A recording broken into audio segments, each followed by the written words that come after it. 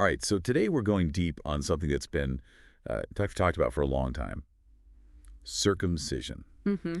We've got a ton of research and historical accounts, even some interesting trivia, too. Oh, It's yeah. not just about what happens in the procedure, though. Yeah. We're going to really unpack all the cultural stuff, Right. the religion, the roots, and even all the debate around it today. Exactly. Get ready for a ride through time and tradition and some pretty deep questions. Yeah, the thing about circumcision, I think, is it seems pretty simple on the surface, Yeah. but there's so much complexity when you really get into it. It's a procedure that has just crossed so many boundaries. Okay. Religion, medicine, cultural identity, social norms across, thousands of years. Really, it's like we're following this thread through history. Yeah. And it kind of changes color depending on when and where we're looking at it. Exactly, and that journey starts way back. Okay. In ancient Egypt, something like 2400 BCE. We're talking stone carvings and hieroglyphics that actually show this happening as part of their society. So we're not just theorizing. There's actual proof of this going back that far. Yeah. Yeah. And the evidence suggests it wasn't,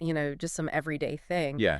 It seems like it was tied to rituals, maybe even rites of passage for boys going into adulthood. Okay. There's links to purification, ideas about cleanliness. So really, right from the beginning, it's more than just a physical thing. It's Yeah. really tied into their society. Yeah, absolutely. Wow. And that idea of ritual and meaning, you see that carry over into other ancient cultures. Okay. Take the Abrahamic covenant around 2000 BCE.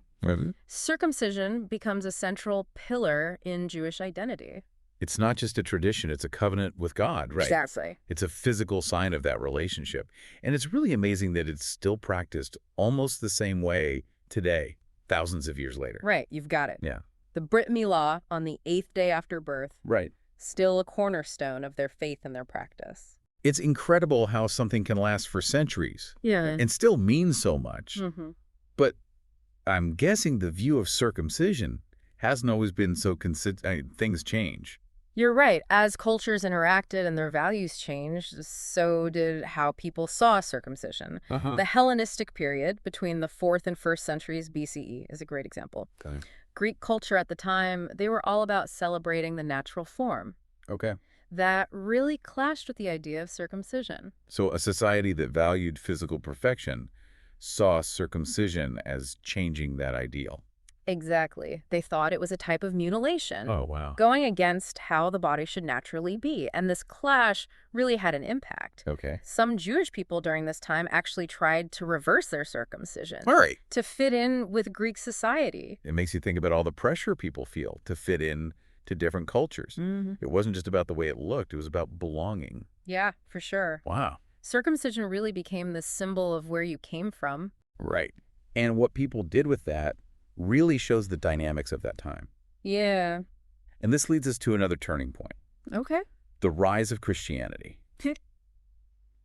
How did early Christianity, which came from Jewish tradition, deal with this practice? Yeah. Did they see it the same way? That's where we see a really big shift in thinking. Okay. The Apostle Paul's teachings led early Christians to move away from circumcision being necessary. Okay. Yeah. Because the focus became faith, not physical ritual. That's right. Okay. That theological shift changed things. Yeah. It separated Christianity from Judaism on this. Okay. And it really affected how common circumcision was in places where Christianity took over. It's really interesting how such a specific practice could cause such a big difference between these religions. Yeah. Shaping their futures. So circumcision was super important to Judaism, Right. but not seen as needed for Christians. But it didn't just go away completely, though. No, not at all. The story of circumcision doesn't end there. In the 7th century, for example, it became really common in Islamic communities. And was this based on the Quran? Interestingly, no. Okay. It's not actually required by the Quran, but it's considered a sunnah. Okay. Something modeled after the Prophet Muhammad. So it's a tradition based on following what the Prophet did. Yeah. Okay. And it's often linked to cleanliness and cultural tradition, Right. usually done in childhood or adolescence. Yeah. It becomes part of Islamic life, Okay. although not with the same level of religious requirement as in Judaism. So now we've got 3 major religions. Right. Each with a totally different relationship with circumcision. And it seems like the reasons behind it just keep expanding. Mm-hmm. Religion, tradition, social pressure. Mm-hmm. So When does it become a medical thing? Yeah. When does that shift happen? That's where things get really interesting. Okay. We have to jump ahead to the 19th century, Okay. to Victorian Britain and the U.S. That's where we see that change start. What happened then that caused such a change? Well, the 19th century was a time of huge change, both socially and scientifically. Right. There was this new belief that science could solve just about anything. Yeah. Including stuff about health and morality. So circumcision gets swept up in all that. Exactly. Yeah. At first, it was promoted as a cure for things. Yeah. Like, and this might sound strange, excessive masturbation. Wow. Didn't see that coming. That wouldn't fly today. No, not at all. But back then, it was a reflection of what people were worried about at the time. Yeah. Then, as germ theory became more popular, circumcision was seen as a way to be cleaner and to lower the risk of infections. So the reasons for doing it change again. Mm-hmm. It's not just religion or culture anymore. It's about being healthy and clean. Yeah. It's crazy how the justification seems to change with the times. It really shows how what's happening in society shapes how we view our bodies and the medicine we use. And this shift, especially in the U.S., really impacted how common circumcision became. Oh, okay. It became more and more common in medical settings. Yeah. And by the middle of the 20th century, it was basically routine in lots of parts of the country. It sounds like a real turning point. Yeah. Circumcision going from this ancient ritual to a standard medical procedure. Mm-hmm. But I have a feeling the story doesn't end there. Right? Oh, you're absolutely right. You're totally right. There's more to the story. It's important to remember that even though it's common in the West, circumcision isn't done the same way everywhere. Right. It's part of all these different traditions and beliefs that change depending on the culture. That's a really good point. We've been talking about it from the Western perspective, but let's look at the bigger picture. Yeah. Can you give us some examples of how it's done and what it means in other parts of the world? Sure. Let's go to Africa. Okay. Circumcision is often really tied to rites of passage there. Right. The Xhosa people of South Africa, they're a good example. I've heard a bit about their coming-of-age ceremonies. Mm-hmm. They do circumcision, right? Yes, exactly. Love it. For the Xhosa, it's a huge step in a young man's journey to becoming an adult. Okay. It shows he's ready to take on those responsibilities. It symbolizes strength and bravery. It's not just physical. It's like a transformation, a public way of saying you're an adult in the community. Exactly. And these ceremonies are full of tradition, reinforcing those values of courage and belonging. Yeah. Yeah. It's so different from the medical side we've been talking about. Right. It shows how the same procedure can mean totally different things in different cultures. Yeah. Are there other cultures where circumcision is linked to those coming-of-age traditions? Oh, yeah, definitely. Okay. If we head over to Southeast Asia, Okay. to Muslim-majority countries like Indonesia and Malaysia, circumcision is done for both religious and cultural reasons. So kind of like the Xhosa rituals, it's a transition to manhood that's celebrated by everyone. Exactly. Yeah. These ceremonies, like the Brit Milah in Judaism, are often really happy occasions. Yeah. Full of symbolism and tradition. Right. They mark this big change in life and they celebrate it together. It's fascinating that even with different religions and places, that idea of transformation and community recognition is in so many of these practices. It really shows how humans create rituals and how powerful they are in shaping who we are, both as individuals and as groups. Okay, so we've looked at the ancient roots, the religious side, the shift to medical in the West, and all the different ways it's practiced culturally. But even today, it's still a big topic of debate. Yeah. What are some of the main things that keep this discussion going? Well, you're right. Something with such a long and complicated history is bound to bring up strong opinions and ethical questions. Yeah. One of the biggest issues is consent. Right. When it's done to infants, they obviously can't agree to it. That brings up questions about having control over your own body and whether it's right to make that choice for someone who can't say what they want. Exactly. This lack of consent is at the heart of a lot of the debate. Yeah. It makes us think about how far parents' authority goes. Right. And if it's okay to make such a big decision for someone else, especially a baby. It's a tough one, for sure. And I imagine it gets even trickier when you consider the medical arguments for and against it. Absolutely. There's research suggesting circumcision could have some health benefits. Yeah, I've heard about those. Yeah. What are some of the potential benefits that researchers have found? Studies have shown that it might lower the risk of urinary tract infections in babies. Okay. There's also evidence it could reduce the risk of penile cancer later on. And importantly, research suggests it might lower the risk of transmitting certain sexually transmitted infections, including HIV, Right. especially for straight men. In fact, these potential benefits have led organizations like the WHO to recommend circumcision as a public health strategy, Right, yeah. particularly in areas where HIV rates are high. So from a public health perspective, there's an argument for it, especially in places where those risks are higher. But I'm sure there are people who disagree with that. Oh, for sure. There are definitely other viewpoints. Okay. Critics say the benefits are often exaggerated and that they don't outweigh the ethical problems. Okay. They point out that complications, while uncommon, can happen. Right. And they emphasize that focusing on circumcision might mean we miss other, more effective prevention methods for these conditions. So it's a complex issue with good points on both sides. Right. It seems like the medical stuff alone doesn't give us a clear answer. Yeah. What are some other worries that people who are against circumcision have? Well, besides the consent issue, some critics bring up possible psychological impacts. They argue that taking away part of the body without consent could affect people emotionally later in life.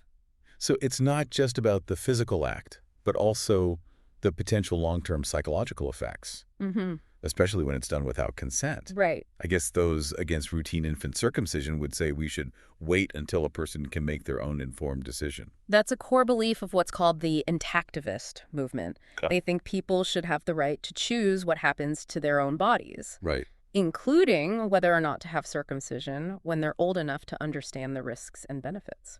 It's interesting how this connects to the growing focus on body autonomy and individual rights we see in many parts of the world. And I'd bet this debate is especially intense in the U.S., where circumcision has become so normal.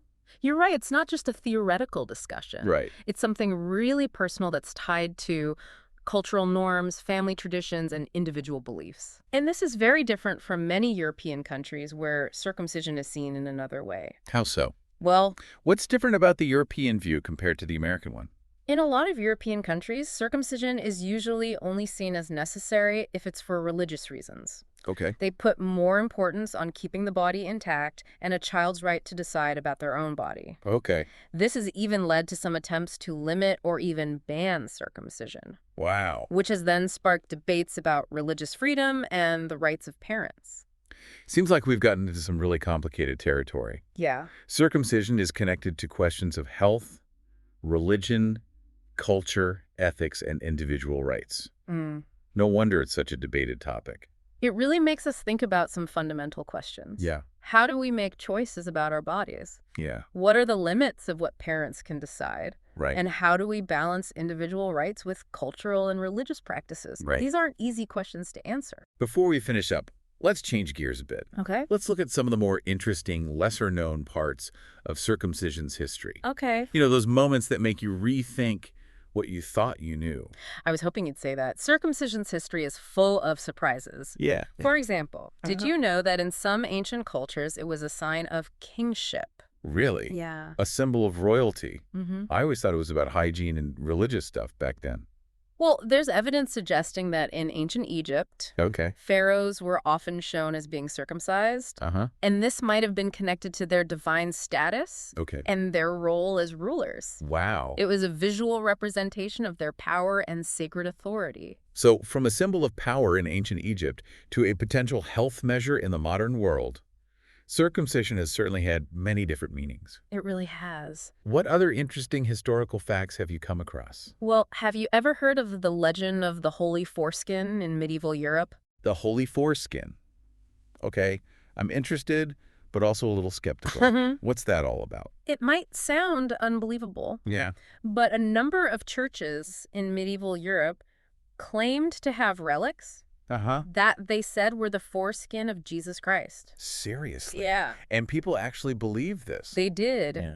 These relics were worshipped, they became the focus of pilgrimages, and fueled religious excitement. Wow. Of course, there was a lot of debate and doubt about whether they were real, Right. but it's a fascinating example of how something like circumcision could get mixed up with belief and religious practice. It's amazing to think about how strong beliefs can be and how far people will go to connect with their faith. It reminds me of how even today, people see and experience circumcision in their own way.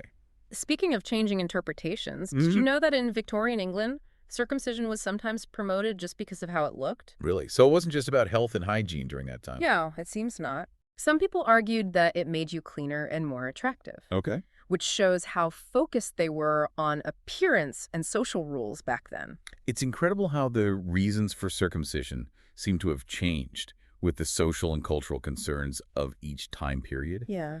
One last interesting thing before we wrap up. I recently learned about foreskin restoration. What's that all about? It's something that's become more common recently. Okay. It really shows how complicated some people's feelings about circumcision are. Right. Basically, it involves stretching the skin that's left to try and make it look and work like the original foreskin. So it's like trying to undo circumcision. Yeah. What would make someone want to do that? It depends on the person. Okay. For some, it's about getting back something they feel was taken away without their consent. Others might want to get certain feelings back or improve how they see their body. Right. And for some, it's a way of dealing with their emotions and experiences related to circumcision. It sounds like a very personal choice. Yeah. Often with a lot of emotion and complex psychological stuff involved. Absolutely. It shows that circumcision isn't just a physical change. It can have long-lasting effects on people mentally and emotionally. Right. And it reminds us that how we understand our bodies, our connection to them, and the choices we make about them are always changing. Yeah, for sure. Wow, we've really covered a lot in this deep dive into circumcision. We have. From ancient rituals to the medical debates happening today. Yeah. It seems like it touches on just about every part of the human experience. It really does. It's a way to look at how we see our bodies, how our understanding of health and ethics is changing, and how individual choice and cultural tradition bump up against each other. Yeah, it is. As we wrap up, what are some of the main things you hope people listening will take away from this? I think the most important thing to remember is that circumcision is so much more than just a surgery. It's a practice that's woven into human history, spirituality, and cultural identity. Yeah. And how we see it both personally and as a society is constantly changing, shaped by new information, social norms, and ethical ideas. It's a good reminder that even things that seem simple can be really complicated and nuanced. Right. And that it's so important to have respectful conversations when we're talking about sensitive topics with different points of view. Yeah, absolutely. I think it says a lot about this practice that it still creates such strong discussion and debate. Right. These conversations, even though they can be tough sometimes, are really important for understanding each other. Yeah. And figuring out how to navigate these complex areas where personal beliefs, cultural practices, and medical stuff all come together. Well said. So before we leave our listeners to think about all of this, I have one last question. Okay. How do you think all these debates about circumcision show how our views are changing about the body, individual choice, and traditions? That's a great question to finish with. I think the circumcision debate is like a small version of bigger discussions that are happening all over the world. Okay. We're living in a time where there's more and more emphasis on things like personal freedom, informed consent, and the right to make decisions about your own body. Wow. But at the same time, we're trying to figure out how to respect different cultures and religious practices, especially when those bump up against ideas about health and personal choice. It's like we're reevaluating things. Yeah. Questioning the things we used to just accept and trying to find a balance between what individuals want and keeping traditions alive. That's a really smart observation. Yeah. And this process of reevaluating, even if it's uncomfortable at times, is a good thing in the end. Okay. It makes us talk more openly and honestly about tough issues. Yeah. Which helps us understand each other better and find more thoughtful ways to handle these difficult situations. Well, on that note, I think it's time to wrap up this deep dive into circumcision. We've traveled from ancient Egypt to modern-day hospitals and explored the history, the culture, and the ethical side of this ancient practice. Yeah. It's been a fascinating journey, and I hope everyone listening has a better understanding of this complex and often controversial topic. I hope so, too. Maybe even learned a few surprising things along the way. Right. Thanks for joining us for this deep dive. Thanks for having me. Until next time, keep exploring, keep asking questions, and keep the conversation going.